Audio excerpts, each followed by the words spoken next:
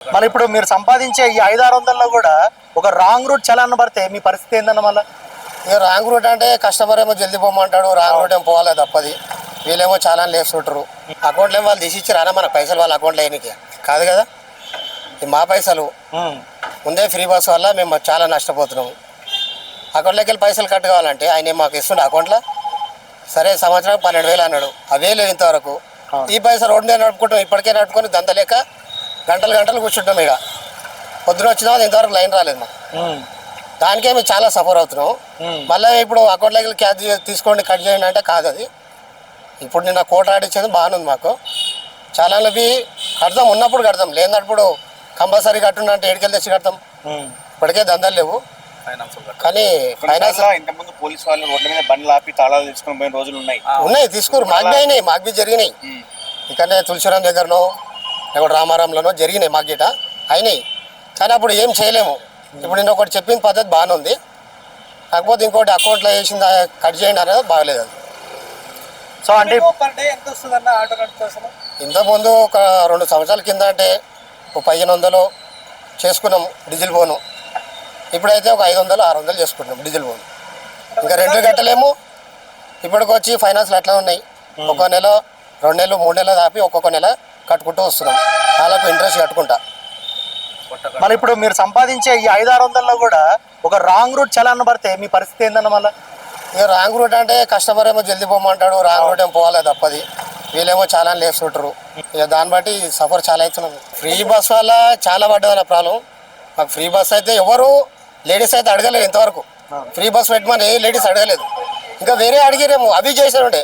Free bus పెట్టమని ఒక ladies అడగలేరు, ఒక రోడ్డు మీదకి వచ్చి ధర్నాలు చేయలేరు. కానీ ఎందుకు వాళ్ళ స్వార్థం కోసం ఇది పెట్టుకునేమో. కానీ ఫ్రీ బస్ అయితే బాగాలేదు. సో ఈ ఓలా ఊబర్ ర్యాపిడో గురించి మీరు ఏం చెప్పాలనుకుంటున్నారు? ఇవి ఓలా ఊబర్ ర్యాపిడో అన్న ఏదైనా ఒక యాప్ ఉంటే అందరికి మంచిగా ఉంటుంది. ఈ 3-4 రకాల యాప్ల దిక్కెళ్ళి అందరికీ కాంపిటీషన్ రేటు తగ్గిపోతుంది. ఏదైనా ఒక యాప్ ఉంటే బాగుంటుందని మా ఉద్దేశం.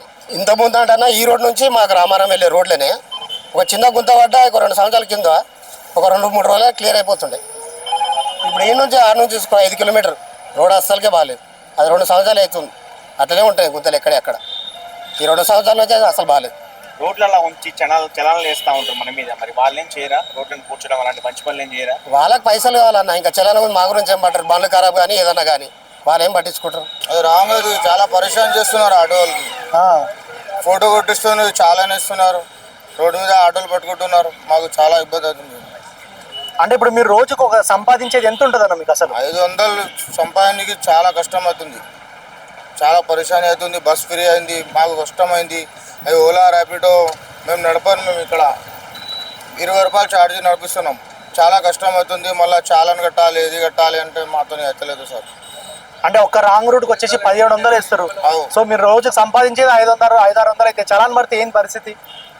మళ్ళీ ఇంటికి ఏం తీసుకుపోవాలి? చాలా మంది ఇంటికి ఏం తీసుకుపోతలేదు. డీజిల్ వేసుకోవాలి, కిరాయా కట్టాలి, బండి కిరాయా, ఫైనాన్స్ కట్టాలి. ఇంట్లో ఏం తింటారు? 100 రూపాయలు తీసుకోపోతే చాలా ఎక్కువ అవుతుంది.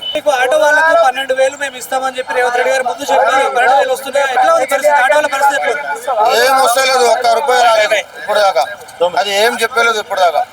అది చెప్పింది 12,000 ఇస్తారని, ఏం వేయలేదు, ఏం మాట్లాడలేదు. మేము ఇక్కడే నడిపిస్తున్నాం, 15 సమాచారంతో నడిపిస్తున్నాం ఆటో. నాకు తెలుగు ఎక్కువ రాదు కానీ कुछ भी नहीं डाले अभी तक। 15 साल से ऑटो चला रहा हूँ, अब तक रेवंत रेड्डी ना बोले 12,000 डाल दूँ बोले, कुछ भी अब तक नहीं आया रिस्पॉन्स। बाकी के वो चालाना डाल दे रहे, बेफजूल चालाना है वो फोटो मार दे रहे। डेली पुलिस वाले आगे ठहर जा रहे तुलसीवरम करने, चलाना मुश्किल कर दे रहे गाड़ी।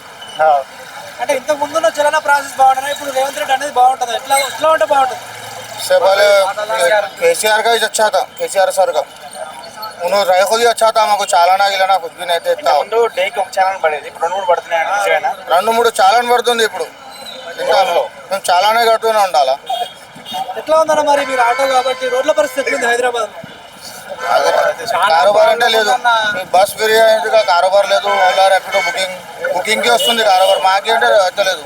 బైక్లు ఖరాబ్ చేసింది కారోబార్.